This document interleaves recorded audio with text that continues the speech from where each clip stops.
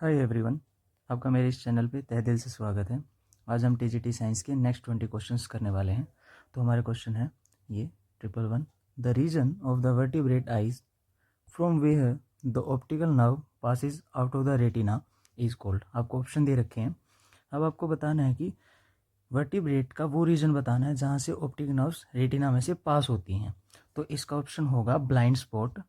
ठीक है, तो ब्लाइंड स्पॉट इसका आंसर हो जाएगा, क्योंकि ये ब्लाइंड स्पॉट वो एरिया होता है रेटिना पे जहाँ पे रोड और कोन्स नहीं मिलती, तो इसकी वजह से लाइट डिटेक्ट नहीं होती, तो वो रीजन क्या हो जाता है, ब्लाइंड रीजन हो जाता है। तो वहाँ पे कोई इमेज नहीं बनती उस रेटिना पे।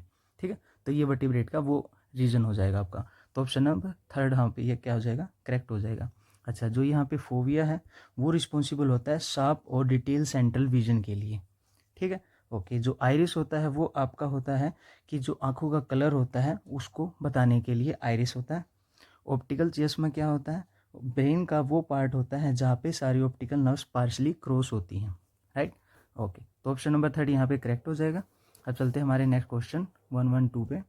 A uniform ring of mass m is lying at a distance √3r from the center of the sphere of mass m just over the sphere where r is the radius of the ring as well as the sphere, then the magnitude of the gravitational force between them.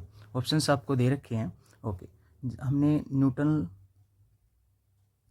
Law of gravitation formula पढ़ा होगा, तो उसमें क्या होता है कि जो force होता है वो g m1 m2 में आर स्क्वायर होता है। ठीक है, दो बॉडीज हैं उनका मास होता है m1 m2। ओके, जी ग्रेविटेशन कांस्टेंट होता है और न्यूटन फोर्स हम निकालते हैं ओके इन दोनों के बीच का, और आर होती है डिस्टेंस किसी एक बॉडीज के मास के सेंटर का, सेंटर से लेके दूसरी बॉडीज के सेंटर तक की जो डिस्टेंस होती है वो होती है हमारी आर। ठीक है, ओके। तो इस हिसाब से हमें इसको भी क्या करना है, सोल्व करना है। अब हमें क्या क्या गिवन है, हमें रिंग का मास गिवन है, देखो यहाँ दे रखा है रिंग का मास गिवन है स्मॉल m। Right, okay. और हमें डिस्टेंस दे रखी है d, कितनी दे रखी है, √3r दे रखी है। ओके, उसके बाद ये रहा स्फीयर का मास, ये हमें गिवन है। ओके, ये हो गया हमारा कैपिटल M। ओके, जी ग्रेविटेशन कांस्टेंट वो हम लेंगे ही।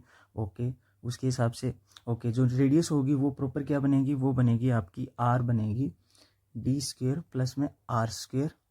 ठीक है, ओके ऐसे। और आर का अगर मैं स्क्वेयर करूँ तो उसके हिसाब से ये फाइनल बन जाएगी 3/2। ओके, तो इस हिसाब से हमें क्या करना है, फाइनली हमें फोर्स निकालना है, gravitation force point mass m और रिंग के जो मास है उसके बीच का निकालना है। ओके, तो मैं स्टार्ट करता हूँ। Force equals to G capital M small m, ये डिस्टेंस हमारी d। ओके, ये हमने जो आर स्क्वेयर निकाला है वो डी स्क्वेयर प्लस में आर स्क्वेयर और √3, ये 3/2। ओके, यहाँ तक हो गया ना। ओके, अब हमें डी की वैल्यू पुट करनी है। डी की वैल्यू क्या थी, √3r थी हमारे पास, तो हम इसकी वैल्यू पुट कर देते हैं। जी m small m √3r divide यहाँ पे √3r उसका फिर स्क्वेयर प्लस आर स्क्वेयर फिर होल 3/2। ओके, अब इसको जब आप रीअरेंज करेंगे और सोल्व करेंगे तो आपका जो फाइनल आंसर आएगा फोर्स वो इक्वल आएगा √3 small m divide by 8r²। Right, तो ये ऑप्शन आपका कहाँ मैच कर रहा है, ऑप्शन नंबर सेकंड आपका यहाँ पे क्या हो जाएगा, करेक्ट हो जाएगा। ओके, तो नेक्स्ट क्वेश्चन है 113। Jaya and Ratna are varieties of. Options दे रखे हैं आपको। जो जया और रत्ना होती है वो आपकी राइस वाली वैरायटी में मैच करती हैं, तो ऑप्शन नंबर 4 यहाँ पे क्या हो जाएगा, करेक्ट हो जाएगा। अब हम चलते हैं हमारे नेक्स्ट क्वेश्चन की तरफ 114। Choose the disperse phase, dispersion medium and type of colloid respectively in milk of magnesia.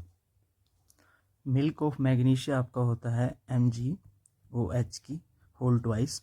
ये आपका एंटी एसिड का काम करता है। जब आपके स्टमक में एसिडिटी की अमाउंट बढ़ जाती है तो ये हम क्या एज ए बेस यूज़ करते हैं, तो मैग्नीशियम हाइड्रोक्साइड का यूज़ करते हैं। ठीक है, और उसको न्यूट्रलाइज करने के लिए। तो ये क्या होता है, एक सॉलिड पाउडर होता है।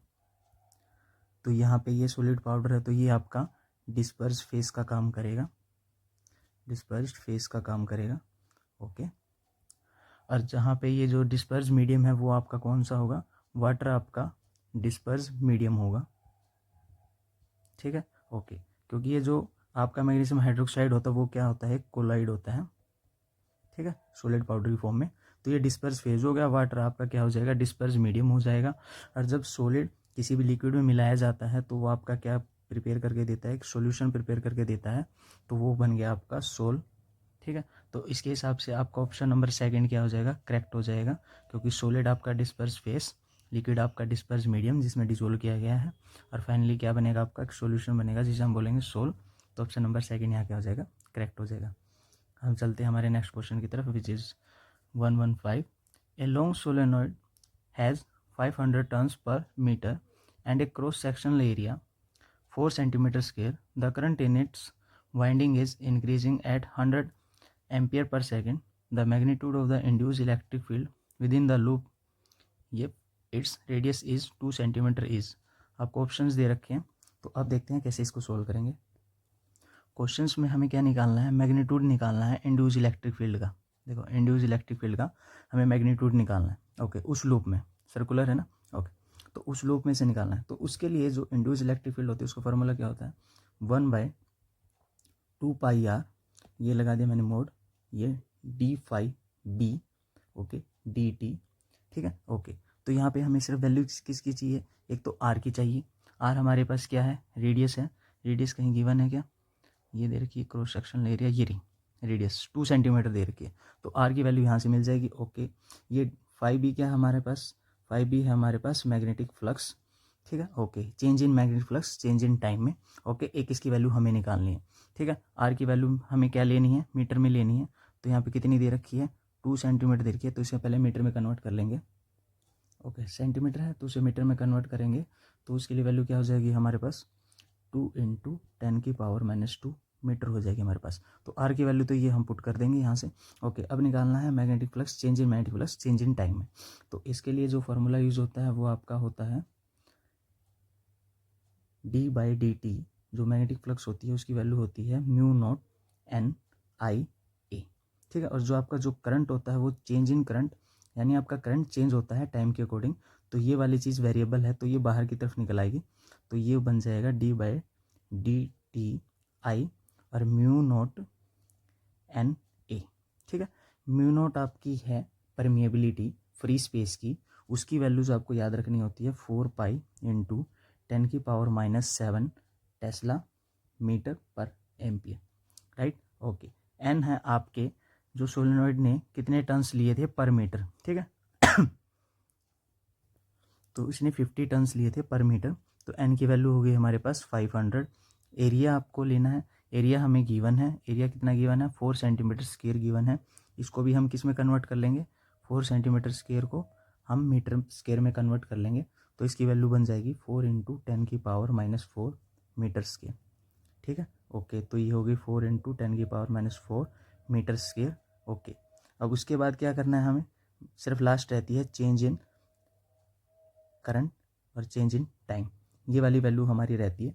तो इसको देख लेते हैं, ये कहाँ पे गिवन है, जो करंट है in its winding is increasing at 100 ampere per second. Increase हो रहा है ना, तो इसका मतलब चेंज हो रहा है करंट, तो चेंज कितना हो रहा है, कितने टाइम में चेंज हो रहा है, 100 एम्पियर पर सेकेंड, तो इसका मतलब हमारे पास इसकी वैल्यू भी गिवन है, वो कितनी है, 100 एम्पियर पर सेकेंड। तो इस हिसाब से हमारा change in magnetic flux change in time में हमारा निकल के आ जाएगा जब हम इसको सोल्व करेंगे। तो इसको सोल्व करने के बाद जो वैल्यू आ रही है वो हमारी आ रही है, तो इसकी ओवरऑल जब मैं इसको सारे को मल्टीप्लाई करके जो वैल्यू निकालूंगा change in magnetic flux change in time में, तो वो हमारी वैल्यू निकल के आएगी 8π × 10⁻⁻6। जो मैग्नेटिक फ्लक्स की यूनिट होती है वो होती है वेबर, ओके, टाइम के अकॉर्डिंग है, चेंज इन टाइम है तो उसके हिसाब से लग गई सेकेंड। तो ये हमारी वैल्यू इतनी निकल के आ जाएगी, इसकी वैल्यू निकल के आ जाएगी, ओके। वैसे अभी हमें करना क्या है, इन सब की वैल्यूज़ पुट करनी है, तो मैं फाइनली पुट कर देता हूँ वैल्यू। तो E = 1/2 × हमारी वैल्यू 3.14 × आर की वैल्यू यहाँ पे है 2 × 10⁻⁻2 मीटर, ओके। उसके बाद हमारी सारी वैल्यूज़ ऊपर की तरफ आएंगी, तो ऊपर वैल्यू मैं लिख देता हूँ 8π × 10⁻⁻6 वेबर पर सेंटीमीटर पर सेकेंड। तो इस हिसाब से जब इसको मैं पूरे को सोल्व करूँगा तो मेरी फाइनली वैल्यू निकल के आएगी 2 × 10⁻⁻4 वोल्ट पर मीटर। तो ऑप्शन नंबर क्या हो जाएगा, सेकंड हमारा यहाँ पे क्या हो जाएगा, करेक्ट हो जाएगा।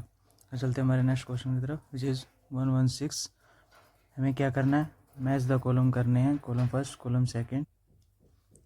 तो हमें दे रखे हैं, कॉलम फर्स्ट में दे रखे हैं हमें लाइमस्टोन इज़ हीटेड, ठीक है। इसका हम राइट साइड में कॉलम सेकंड दे रखा है, तो इससे मैच करने हैं हमें लेफ्ट वालों को राइट से। तो हम देखते हैं लाइमस्टोन को जब हीट करते हैं तो क्या होता है। जो लाइमस्टोन होता है वो हमारा क्या होता है, CaCO3 होता है। तो जब हम इसको हीट करते हैं तो हमारा बन के तैयार होता है CaO प्लस में CO2, ठीक है। तो लाइमस्टोन को हीट किया तो इसका मतलब यहाँ क्या हुआ, कैल्शियम कार्बोनेट हमारा क्या हुआ, डिकम्पोज हुआ है, ठीक है। तो ए तो हमारा सेकंड से मैच हो गया, ठीक है। ए को तो हमने सेकंड से मैच कर दिया। Okay, magnesium is burn in air. जब मैग्नीशियम को जब हम बर्न करते हैं तो ऑक्सीजन की हेल्प से बर्न करेंगे, ओके। तो बर्न करेंगे तो क्या बनेगा, मैग्नीशियम ऑक्साइड बनेगा, ठीक है। तो इसका मतलब क्या हुआ है, यहाँ पे इसका मैग्नीशियम ऑक्सीजन के साथ मिलकर क्या बनाया, मैग्नीशियम ऑक्साइड बनाया। तो ये क्या हुआ है, वो कॉम्बिनेशन रिएक्शन हुई है। तो बी को हमने कनेक्ट कर दिया है थर्ड के साथ, okay. White precipitate of silver chloride is formed when silver nitrate is added to NaCl solution. इस रिएक्शन को देख लेते हैं।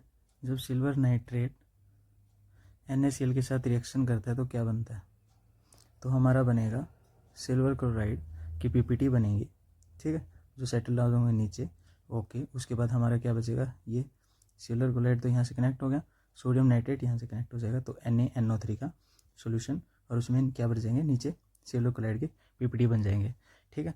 तो इस हिसाब से ये रिएक्शन कौन सी होगी, इस रिएक्शन की होगी हमारी डबल डिस्प्लेसमेंट वाली रिएक्शन हो गई, ठीक है, ओके। क्योंकि इसमें दो कंपाउंड थे आपके, दोनों ने एक दूसरे के आयंस को क्या किया, डिस्प्लेस किया, ओके।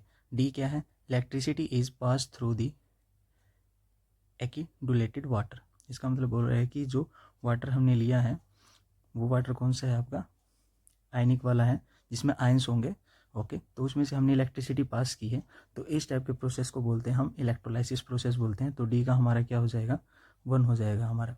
तो हम ऑप्शन मैच कर लेते हैं। इसका ऑप्शन नंबर क्या हो जाएगा, इसका ऑप्शन नंबर सेकंड हमारे पास क्या हो जाएगा, करेक्ट हो जाएगा।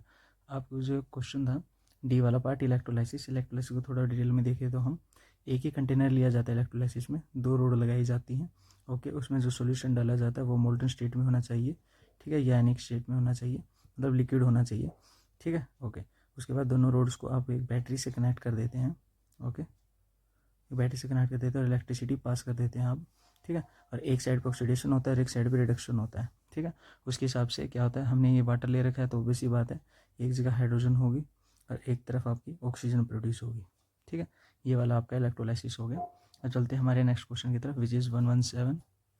ये मैग्नेट्रॉन इन ए माइक्रोवेव ओवन एमिट करता है आपको इलेक्ट्रोमैग्नेटिक वेव, ठीक है। उनकी फ्रिक्वेंसी दे रखी है आपको 2450 मेगा हर्ट्ज।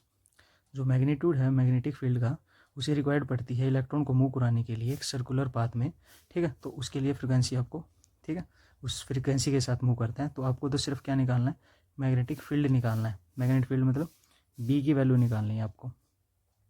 तो जब एक इलेक्ट्रॉन सर्कुलर मोशन में मैग्नेटिक फील्ड में मूव करता है तो उस टाइम पे जो फ्रिक्वेंसी का फार्मूला होता है वो क्या होता है आपका, फ्रिक्वेंसी का फार्मूला होता है वो E/B में 2π ME।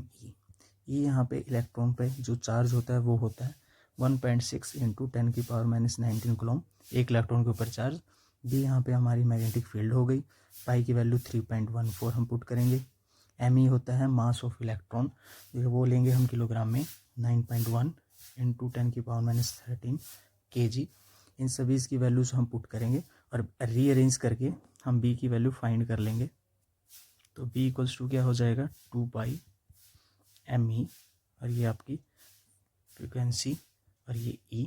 तो वैल्यूज पुट कर दो बस, 2 into 3.14 into 9.1 into 10⁻31 into 245,650 into 10 की पावर, ये जो आपके पास कहाँ गई, फ्रिक्वेंसी की वैल्यू थी मेगा हर्ट्ज थी, ठीक है। 1 मेगा हर्ट्ज से आपको कन्वर्ट करना होता है, मेगा की वैल्यू होती है 10⁻⁻6 होती है, सॉरी प्लस का 6 होती है मेगा में, ओके। तो 10⁻6 हर्ट्ज हो जाएगी, मेगा हर्ट्ज 2 हर्ट्ज, ठीक है, ओके। इलेक्ट्रॉन का चार्ज जो मैंने बताया था 1.6 इंटू 10⁻⁻19 कूलम।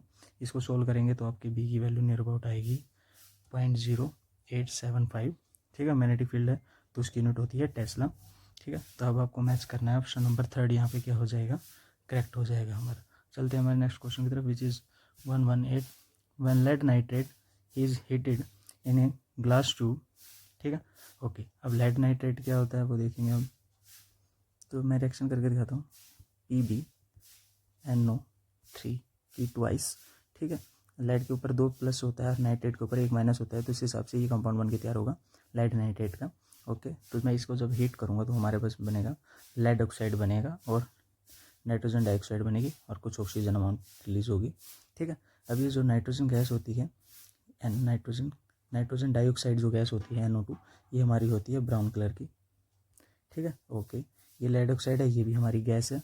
ओके, अगर आप इसको रीअरेंज करना चाहते हो यहाँ पे 2 मोल ले लो। ठीक है, तो इस हिसाब से अरेंज करके 2 यहाँ पे और 4 यहाँ पे, इसके मोल बन के रेडी हो जाएंगे।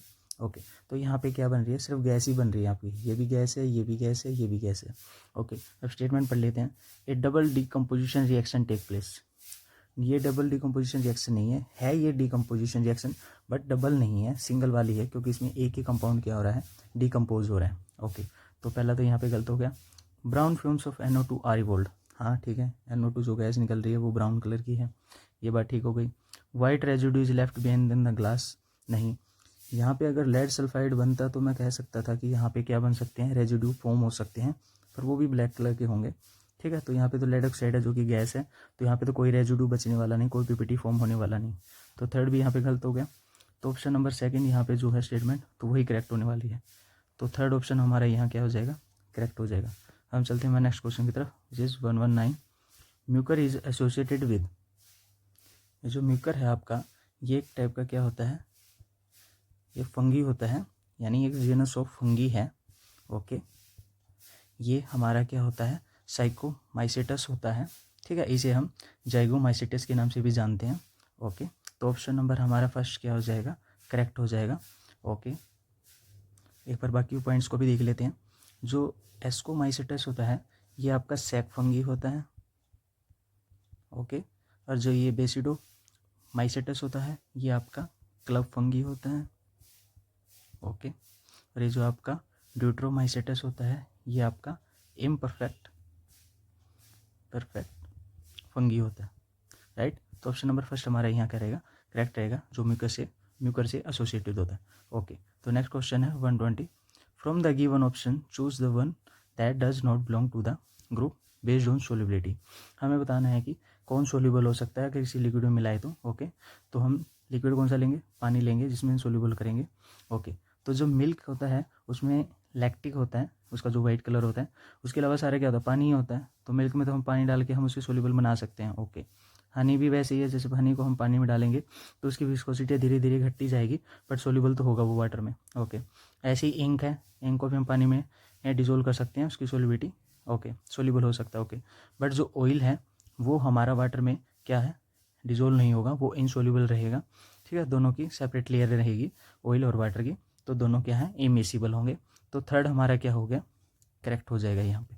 ओके, चलते हैं हमारे नेक्स्ट क्वेश्चन की तरफ, which is 121। The middle zone of the candle frame is also called the zone of combustion. ये मैंने एक कैंडल ले ली, इस कैंडल पे मैंने जब बर्न किया तो उसके बाद यहाँ पे फ्लेम मिलेगी हमें। तो इस फ्लेम में जो हमारा लोवेस्ट पार्ट होता है वो हमें मिलता है ब्लू कलर का। ये ब्लू कलर बताता है आपका जब कंप्लीट कंबर्शन हो रहा हो, ठीक है, तो उस टाइम पे आपको ब्लू कलर मिलता है। ओके, ये जो अपर मोस्ट वाला होता है पार्ट, ये आपका येलो ही कलर का होता है। ठीक है, इसके साथ आपको शूटी फ्लेम मिलेंगी। ये शूटी फ्लेम दर्शाती है कि आपका जो आप जिसको भी बर्न कर रहे हो, जो कार्बन पार्टिकल्स हैं वो इनकम्प्लीट कंबर्शन हो रहा है, वहाँ पे वो कार्बन क्या कर रहा है, इनकम्प्लीट प्रोड्यूस कर रहा है, इसकी वजह से आपको शूटी फ्लेम मिल रही है। ठीक है, तो यहाँ पे अपर पार्ट क्या हो गया आपका, इनकम्प्लीट कंबर्शन हो गया, येलो कलर का। ये जो मिडल पार्ट होता है ये येलो और ब्राइट होता है। ठीक है, ओके, यहाँ पे लिमिटेड अमाउंट ऑफ ऑक्सीजन आपको सप्लाई होती है। ठीक है, तो इसे आप बोल सकते हो कि यहाँ पे क्या होता है, पार्शियल कंबर्शन होता है, पार्शियल कंबर्शन। तो ऑप्शन नंबर यहाँ कौन सा मैच करेगा, ऑप्शन नंबर 4 यहाँ पे क्या हो जाएगा, करेक्ट हो जाएगा। चलते हैं हमारे नेक्स्ट क्वेश्चन की तरफ, which is 122। The name method which is based on fact that ovulation and therefore the cycle do not occur during the period of intense lactation following parturition. यहाँ पे क्या बोला गया है कि ओवुलेशन के बारे में बताया गया, ठीक है, हमें बताना है, ठीक है। ये जो लैक्टेशन बोला गया है, ये लैक्टेशन आपका किसे मैच कर रहा है, ऑप्शन नंबर 4 से मैच कर रहा है। और ये कब होता है, ये एक नेचुरल मेथड है, जो लैक्टेशनल है ये एक नेचुरल मेथड है। इसकी वजह से क्या होगा कि जब इंटेंस ब्रेस्ट फीडिंग होगी ना, जब चाइल्ड बोर्न होगा, चाइल्ड बर्थ के टाइम पे, तो इंटेंस ब्रेस्ट फीडिंग होगी, उस टाइम पे आपका जो मेंस्ट्रुएशन है वो नहीं होगा। तो उस टाइम की उस मेथड को, नेचुरल मेथड को आप क्या बोल रहे हैं, लैक्टेशन बोल रहे हैं, ठीक है। यही बताना था आपको, क्योंकि बोला है ना इसने साइकिल डू नॉट ऑकर, तो इसका मतलब मेंस्ट्रुएशन नहीं होगा, ठीक है, इंटेंस ब्रेस्ट फीडिंग होगी, ठीक है। तो ऑप्शन नंबर 4 यहाँ पे क्या हो जाएगा, करेक्ट हो जाएगा। चलते हैं नेक्स्ट क्वेश्चन की तरफ। Page 123, which of the following is not correctly match. अभी मैच बताने हैं, वन बाय वन हम देख लेते हैं। अच्छा, ये जो मिथेनोजन है ये क्या होता है, ये ग्रुप ऑफ सिंगल सेल होता है, ग्रुप ऑफ सिंगल सेल, ठीक है। ये कहाँ पाया जाता है, ये आर्काई के डोमेन में मिलता है, ठीक है। तो इसलिए हम इसे किससे कनेक्ट करेंगे, आर्काई बैक्टीरिया से इसे क्या करेंगे, मैच करेंगे। ओके, तो ये तो यहाँ पे करेक्ट हो गया। ओके, अब बात आती है नोस्टॉक की। नोस्टॉक क्या होता है, ये होता है साइनोबैक्टीरिया का जीनस होता है, ठीक है। इसे हम ब्लू ग्रीन एल्गी के नाम से भी जानते हैं, ठीक है, नोस्टॉक को। ओके, तो ये किससे मैच करेगा, ये बैक्टीरिया के डोमेन से मैच करेगा, तो इस हिसाब से इसका नाम हो गया यू बैक्टीरिया। ओके, तो इस हिसाब से ये भी करेक्ट है। ओके, अब बात आती है यू ग्लेनोइड्स, ये किससे मैच कर रहा है, प्रोटिस्टा से मैच कर रहा है। अब ऐसा क्यों, क्योंकि ये यूग्लेनोइड्स है, ये आपका यूकैरियोटिक ऑर्गेनिजम्स सिंगल सेल होता है। ओके, ये आपका बोथ प्लांट और एनिमल्स दोनों की कैरेक्टरिस्टिक्स को क्या करता है, फुलफिल करता है। तो इस हिसाब से ये आपका प्रोटिस्टा से क्या करता है, प्रॉपर मैच करता है। तो ये भी ठीक है। सो गलत है, तो वो कौन सा गलत है, आपका फोर्थ गलत है। वो गलत इसलिए है, जो आपका स्पोरोजो है ये आपका पैरासिटिक ग्रुप होता है, ठीक है, जो फंगी से मैच नहीं करता, इसलिए। अब चलते हैं हमारे नेक्स्ट क्वेश्चन की तरफ, which is 124, which one is not an crystalline allotropes of carbon. जो क्रिस्टलाइन एलोट्रोप्स होते हैं कार्बन के, वो आपके ग्रेफाइट होते हैं, डायमंड होते हैं और फुलरी होते हैं। और जो नहीं होते वो कौन से होते हैं, कोल होता है, चारकोल होता है, ठीक है। ओके, ये आपके कौन से होते हैं फिर, अमorphous होते हैं, अमorphous सॉलिड होते हैं कार्बन के, ठीक है। तो ऑप्शन नंबर फर्स्ट यहाँ पे क्या हो जाएगा, करेक्ट हो जाएगा। चलते हैं हमारे नेक्स्ट क्वेश्चन की तरफ, शेष 125, solder is an alloy of. जो हम सोल्डरिंग करते हैं, अब किसी भी प्लेट को जहाँ से आपको कनेक्शन करवाना है, जैसे कि आपकी फ़ोन की प्लेट होगी या फिर रिमोट की प्लेट होगी, तो उसमें से जब आपको कनेक्शन करवाने होते हैं, जो कनेक्शन ब्रेक हो जाते हैं, तो हम सोल्डरिंग करवाते हैं। तो सोल्डरिंग के लिए किस चीज़ का एलॉय लिया जाता है, वो होता है हमारा लेड और टीन का एलॉय होता है, ठीक है, उससे हमारी सोल्डरिंग की जाती है उसकी। तो इसलिए ऑप्शन नंबर फर्स्ट यहाँ क्या हो जाएगा, करेक्ट हो जाएगा। हम चलते हैं नेक्स्ट क्वेश्चन की तरफ, which is 126, which of the following condition is most favourable for converting gas into liquid. कोई भी गैस है, उसकी काइनेटिक एनर्जी सबसे ज़्यादा होती है, उसे हमें किस स्टेट में लाना है, गैस को हमें लिक्विड स्टेट में लाना है। तो जब गैस को लिक्विड स्टेट में लाएंगे तो हमें क्या करना होगा, एक तो प्रेशर को क्या करना होगा, हाई करना होगा, और टेम्परेचर को क्या करना होगा, कम करना होगा। तो हाई प्रेशर और लो टेम्परेचर, तो ऑप्शन नंबर फर्स्ट यहाँ क्या हो जाएगा, करेक्ट हो जाएगा। चलते हैं 127, which of the following substance is not applied on the head of mastic made of a suitable would. ये है हमारी मैचस्टिक, ठीक है, और ये है हमारा मैच बॉक्स, ठीक है। मैच बॉक्स के भी ऊपर हमारी कवरिंग की जाती है, ठीक है, और मैचस्टिक पे यहाँ पे मसाला लगाया जाता है, यहाँ पे भी, ठीक है। ओके, पेस्टिंग की जाती है। ओके, अब हमें बताना है कि जो मैचस्टिक है यहाँ पे किस चीज़ का पेस्ट अप्लाई नहीं होता। ओके, तो यहाँ पे किन चीज़ों का पेस्ट अप्लाई होता है, यहाँ पे एक तो एंटीमनी ट्राइसल्फाइड होता है। एंटीमनी ट्राइसल्फाइड क्या होता है, SbS3, ठीक है। ओके, इसके साथ क्या होता है, पोटेशियम क्लोरेट होता है, KClO3। ओके, और साथ में आपका स्टार्च और गम, इन दोनों के साथ इसको मिला के क्या कर दिया जाता है, एक पेस्ट बना दिया जाता है, और वो इसके साथ यहाँ पे क्या कर दिया जाता है, इस मैच स्टिक पे स्टिक कर दिया जाता है। ओके, अब बचता है तो सिर्फ मैच बॉक्स। इस मैच बॉक्स के ऊपर जो पाउडर लगाया जाता है, जो पेस्ट लगाया जाता है, वो हमारा होता है रेड फॉस्फोरस, रेड फॉस्फोरस, ठीक है। इसने पूछा था कि मैच स्टिक के ऊपर क्या अप्लाई नहीं होता, तो ये तो मैच स्टिक थी, या तो मैच बॉक्स के ऊपर रेड फॉस्फोरस, तो मैच स्टिक के ऊपर क्या है, रेड फॉस्फोरस अप्लाई नहीं होता, तो ऑप्शन नंबर 4 यहाँ पे क्या हो जाएगा, करेक्ट हो जाएगा। चलते हैं हमारे नेक्स्ट क्वेश्चन की तरफ, which is 128, which of the following fuel has the highest calorific value. इसका आंसर हाईएस्ट कैलोरीफिक वैल्यू के हिसाब से फोर्थ यहाँ पे करेक्ट होगा, क्योंकि हाइड्रोजन क्या है, हाईली कंबर्सिबल है। भले ही उसको हम डोमेस्टिक फ्यूल के रूप में यूज़ ना करते हो, पर वो ज़्यादा हाईली कंबर्सिबल है। इसकी वैल्यू होती है 1500 किलो जूल पर किलोग्राम। ठीक है, इतनी ज़्यादा वैल्यू होती है 1,50,000। ठीक है, और बाकियों की जो वैल्यूज़ होती है वो नियर अबाउट 50 के अराउंड होती है। ठीक है, ओके, मैं बता ही देता हूँ। इसकी होती है 50,000 किलो जूल पर किलोग्राम। ओके, और इसकी होती है 55। ठीक है, 55। ठीक है, ओके, किलो जूल पर किलोग्राम। इसकी होती है 45 के किलो जूल पर किलोग्राम। राइट, ओके, तो सबसे ज़्यादा हाईएस्ट वैल्यू किसकी होती है, कैलोरीफिक वैल्यू हाइड्रोजन की होती है। ओके, चलते हैं हमारे नेक्स्ट क्वेश्चन की तरफ। चेज 129। Vijay is unable to focus an object closer than 2.5 metre from his eyes. Approximately what refractive power should his corrective lens have. Okay, तो इस क्वेश्चन को हम सोल्व करते हैं। जो नॉर्मल आई पॉइंट होता है, आई विजन होता है, वो नियर का वो कितना होता है 25 सेंटीमीटर, या हम बोल सकते हैं 0.25 मीटर। Right, okay. अब विजय को क्या प्रॉब्लम है, नज़दीक की प्रॉब्लम है, तो उसे हम बोल सकते हैं कि हाइपरमेट्रोपिया उसको हुआ है। ठीक है, अब उसको हमें क्या करना है, करेक्ट करना है। ठीक है, तो हम क्या करेंगे, उसको लेंस देंगे। अब लेंस कौन सा देंगे, हम उसको कन्वर्जिंग लेंस देंगे, मीन्स कन्वेक्स लेंस देंगे हम उसको बना के। ठीक है, ओके, तो कन्वेक्स लेंस बनाएंगे तो उसके लिए हम फॉर्मूला अप्लाई करेंगे 1/f equals to 1/v minus 1/u। f यहाँ पे फोकल लेंथ है। ओके, v आपकी यहाँ पे क्या है, उस इमेज की डिस्टेंस है। ठीक है, ओके, u आपकी क्या है, ऑब्जेक्ट की डिस्टेंस है। ओके, ओके, अब देखना है हमें वैल्यूज़ क्या क्या गिवन है, वैल्यूज़ गिवन है। ओके, तो अब u की वैल्यू हम लिख लेते हैं। u की वैल्यू जो नॉर्मल होती है हमारे लिए कितनी होती है 0.25 मीटर। राइट, ये तो होगी हमारी u की वैल्यू। ओके, ये लेंस के क्या है, फ्रंट में है। ओके, लेफ्ट साइड ही बनेगा। ओके, लेफ्ट साइड रखेंगे ऑब्जेक्ट को। अच्छा, v की वैल्यू हम रखेंगे जो वर्चुअल इमेज फॉर्म होगी लेंस के फ्रंट में, ये भी लेफ्ट साइड आएगी। ओके, तो ये कितनी दे रखी है हमें 2.5 मीटर। ओके, अब साइन कन्वेंशन का हम यूज़ करेंगे। अब जो लेंस लिया है हमने, ये वाला लेंस, ठीक है, ओके, ये प्रिंसिपल एक्सिस, ठीक है, ये हमारा सेंटर हो गया। ओके, तो इस हिसाब से ये सब चीज़ें हम यहाँ रखेंगे, ऑब्जेक्ट भी यहीं, और हमारा जो कन्वर्जिंग लेंस होगा कन्वर्ज करेगा, और वो जो इमेज बनेगी वर्चुअल वो भी यहीं इस तरफ बनेगी लेफ्ट साइड। तो जो भी लेफ्ट साइड रखेंगे तो उसके हिसाब से जो साइन यूज़ होगा वो नेगेटिव यूज़ होगा दोनों के केस में।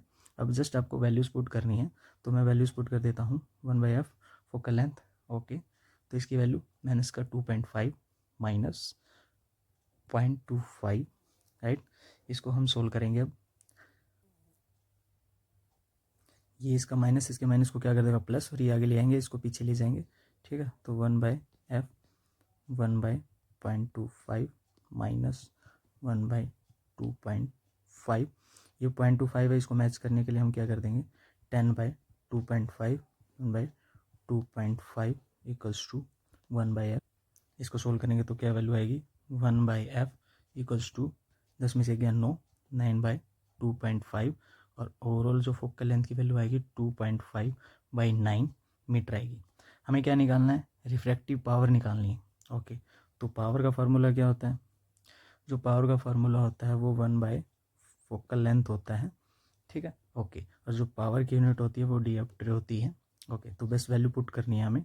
ओके, तो 1/, में हमें वैल्यूज़ क्या पुट करनी है 2.5, और ऊपर चला गया 9, तो वैल्यू क्या आई 9/2.5 आई। बस इसको सोल्व कर लो, सोल्व कर लो। तो इसका सोल्व करने का कुछ नहीं है, बस 4 से मल्टीप्लाई कर दो, यहाँ से भी 4 से, इसको नीचे से मल्टीप्लाई कर दो, नोमिनेटर और डिनोमिनेटर। ओके, ताकि ये प्रॉपर एक वो बन जाए वैल्यू जो हमारी कट सके। ओके, तो ये बन गई ऊपर 36 और नीचे बन गई हमारी 10। ओके, तो बस इसकी वैल्यू 36/10 है, तो इसको लिख सकते हैं हम 3.6 डियोप्टर। ये पावर की वह क्या आ गई, रिफ्रैक्टिव पावर आ चुकी है उस करेक्टिव लेंस की। ओके, तो ऑप्शन नंबर क्या हो जाएगा हमारा, ऑप्शन नंबर सेकंड हमारे पास क्या हो जाएगा, करेक्ट हो जाएगा। ओके, तो नेक्स्ट क्वेश्चन है page 130। Which of the following statement incorrect about state of matter. Okay, state of matter के बारे में बताना कौन सी चीज़ सही है कौन सी गलत है। ओके, एक होती है सॉलिड स्टेट, एक होती है लिक्विड स्टेट, एक होती है गैस स्टेट।